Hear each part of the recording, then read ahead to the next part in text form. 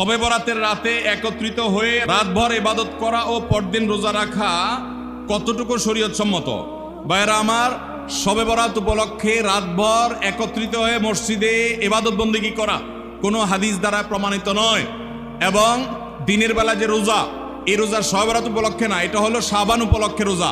এই রোজা হলো আইয়াম বীজ উপলক্ষে রোজা। নবী করিম সাল্লাল্লাহু আলাইহি ওয়াসাল্লাম শাবান মাসে এমনি বেশি বেশি নফল রোজা রাখতেন, সেই হিসাবে আপনিও রাখবেন। আবার আইয়াম বীজ 13, 14, 15 রোজা রাখতেন, সেই হিসাবে রাখবেন। আপনি আল্লাহর ক্ষমা, এই রাতে আল্লাহ তাআলা বান্দাকে সাধারণ ক্ষমা ঘোষণা করেন, হিংসুক ছাড়া, মুশরিক ছাড়া।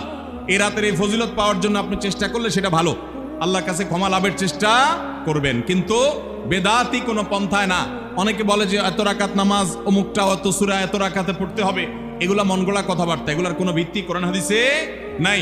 আবার অনেকে মনে করে হালুয়া রুটি খাইতে হবে, আতশবাজি করতে হবে, আলোকসজ্জা করতে হবে। শবে বরাতকে কেন্দ্র করে যা হয় তার বেশিরভাগই বেদাত এবং ভুয়া, মনগড়া।